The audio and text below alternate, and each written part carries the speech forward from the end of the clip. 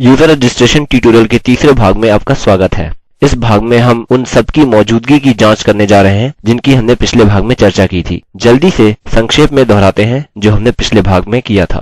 हमने अपने full name और यूजर नेम के टैग्स स्ट्रिप किए थे। हमने अपने पासवर्ड को स्ट्रिप और एन्क्रिप्ट किया था। फंक्शन्स के इस क्रम को ध्यान रखिए जिससे कि हम अपने एन्क्रिप्टेड वैल्यू को स्ट्रिप ऑफ ना करें। यहाँ हम अपनी पंजीकरण प्रक्रिया शुरू करने जा रहे हैं। मैं इन सब की मौजूदगी की जांच करूंगा। इससे पहले कि मैं यह करूं, मैं डेट निर्धारित करने जा रहा हूं।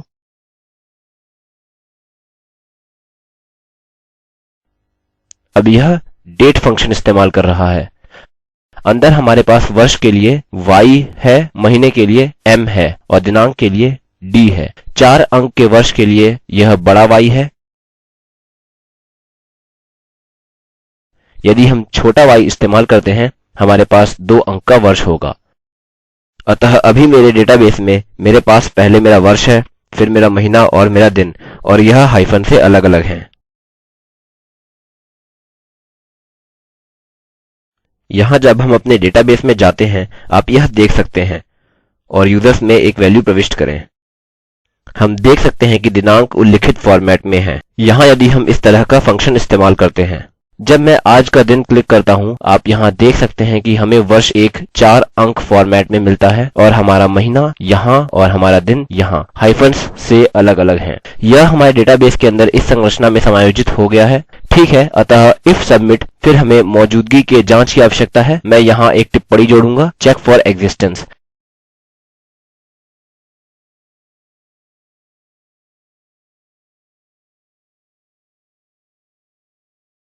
अब यह वाकई में सरल है। हमें बस यह करना है कि हमें इफ स्टेटमेंट लिखना है और इसके बाद कोड का एक ब्लॉक। कंडीशन होगी यदि full name, user name, password और रिपीट पासवर्ड मौजूद हैं। हमारे पास यहाँ प्रमाण है। हम लिखेंगे इफ यूजर नेम आगे एंड, अतः डबल एम्परसेंड चिन्ह, फिर हम लिखेंगे पासवर्ड और फिर हम कहेंगे ओह मैं यहाँ फुल नेम भूल गया, अतः मैं इसे यहाँ जोड़ दूंगा। इन्हें डबल एम्परसेंड चिन्ह से अलग करें। अंतिम रिपीट पासवर्ड है अतः उसे टाइप करें। हमें इन सब की आवश्यकता होगी। एल्स हम लिखेंगे echo प्लीज फिल इन और मोटे अक्षरों में ऑल फील्ड्स। इसके बाद हम एक पैराग्राफ ब्रेक रखेंगे। साथ ही मैं फॉर्म के पहले भी एक पैराग्राफ ब्रेक रखता हूँ जिससे कि हमारी दी गई प्रत्येक एरर सूचना में जोड़ने की आवश्यकता ना पड़े। अतः इतना ही। अभी इसे करने की कोशिश करते हैं। मैं मेरे रजिस्टर पेज में वापस जाऊंगा। हमें वह यहाँ मिला। रजिस्टर पर क्लिक करते हैं। Please fill in all fields. कुछ फील्ड्स यहाँ टाइप करते हैं। अपने पासवर्ड्स में से एक चुनते हैं। हम अपना पासवर्ड दोहराएंगे नहीं। रजिस्टर, ओह, रिपीट पासवर्ड, रिपीट पासवर्ड।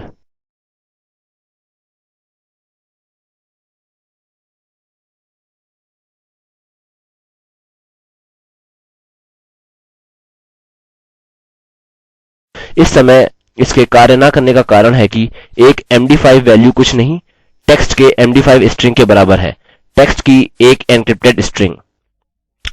अतः समझ गया हूँ कि मुझे क्या करने की आवश्यकता है। यहाँ से MD5 फंक्शन हटाएं। सुनिश्चित कर लें कि आपने अंत के कोष्ठकों को हटाया। मैं यहाँ नीचे आऊँगा और अपने पूर्ण डेटा को जाँचूंगा। अतः मैं वापस जाता हूँ और फिर से कोशिश करता हूँ। याद रखिए इसने पहले कार्य नहीं किया था जब हमने रिपीट पासवर्ड नहीं चुना था। अतः यदि मैं पासवर्ड या रिपीट पासवर्ड नहीं चुनता हूँ हमें हमारी एरर मिलती है। रिपीट पासवर्ड को छोड़कर यदि मैं फिर से वैल्यू चुनता हूँ हमें अभी भी यह एरर मिलती है। यह समस्या है। हमें क्या कहना चाहिए कि यदि सब कुछ मौजूद है तब हम अपना पासवर्ड और रिपीट पासवर्ड बदल सकते हैं। अतः मैं लिखूंगा password is equal to MD5 of password. यह हमारी मूल वेरिएबल वैल्यू को एन्क्रिप्ट करेगा और उसी वेरिएबल में एक नया पासवर्ड कोड रखेगा। हमें रिपीट पासवर्ड इक्वल्स md5 और रिपीट पासवर्ड भी लिखने की आवश्यकता है। यहाँ टिप्पणी करें एन्क्रिप्ट पासवर्ड, हमने अपने पासवर्ड को एन्क्रिप्ट कर लिया है। अब हम आगे जाएंगे और अपने डेटाबेस में सभी डेटा को जोड़ देंगे।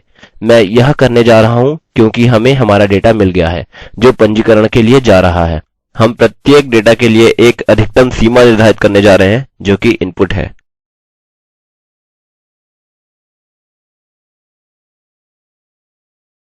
अब हम अपने full name, user name, password और रिपीट पासवर्ड के लिए 25 अक्षर मानते हैं, अतः अधिकतम वैल्यू 25 है।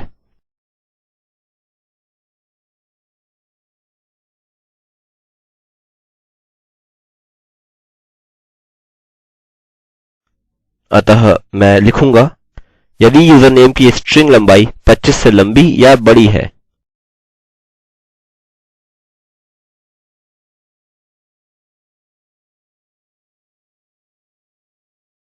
या फुल नेम की स्ट्रिंग लंबाई 25 से बड़ी है।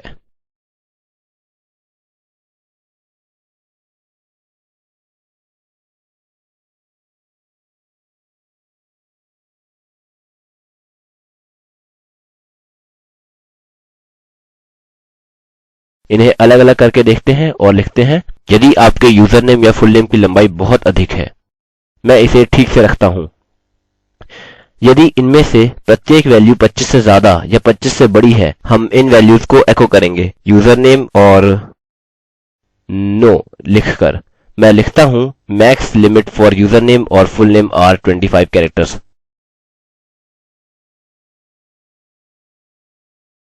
अन्यथा मैं अपने पासवर्ड की लंबाई को जांचने के लिए आगे बढ़ूंगा। अब मैंने यह करने का निश्चय किया है चेक पासवर्ड लेंथ, क्योंकि मैं इसके लिए एक विशेष जांच चाहता हूं।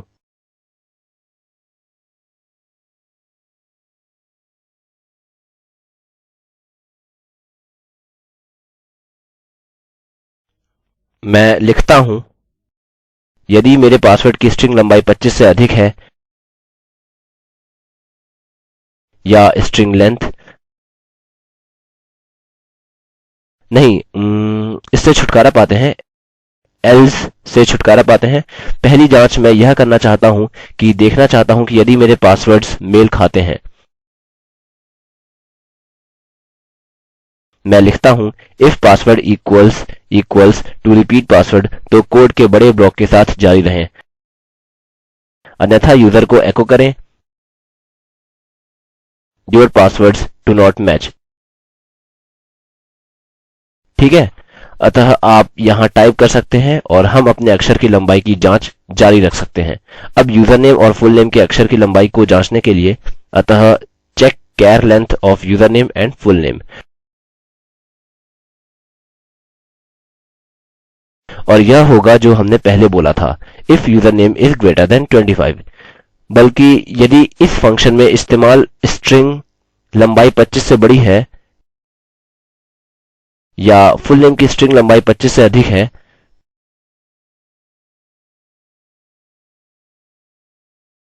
तो हम एको करते हैं लेंथ ऑफ यूजर नेम और full name is too long.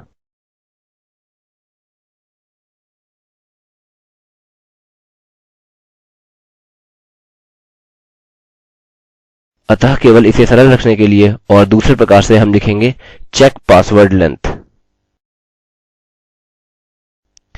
यहां मैं उल्लिखित या लिखने जा रहा हूं इफ। अब अपने पासवर्ड्स समानता को याद करें, अतः हमें यह केवल एक पासवर्ड वेरिएबल में जांचने की आवश्यकता है। यहां मैं लिखता हूं यदि पासवर्ड की स्ट्रिंग लंबाई 25 से ज्यादा है या हमारे पासवर्ड की स्ट्रिंग लंबाई 6 अक्षरों से कम है।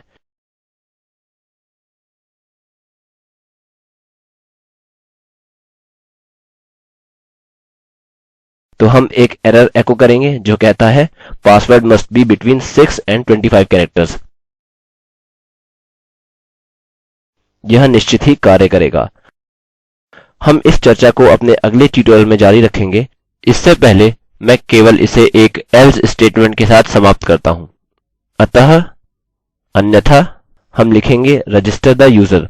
यूजर को पंजीकरण करने के लिए हमारा कोड यहाँ होगा।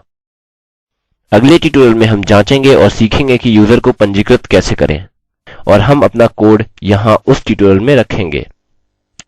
यह मूलतः हमारे पासवर्ड की न्यूनतम और अधिकतम सीमा को जाँचने के लिए था और यहाँ कोड का यह ब्लॉक हमारे शानदार रजिस्टर द यूज़र कोड का भाग है। अतः मुझसे अगले भाग में जुड़िए। मैं रवि कुमार IIT बॉम्बे की तरफ से अब आपसे विदा लेता हूँ। धन्यवाद।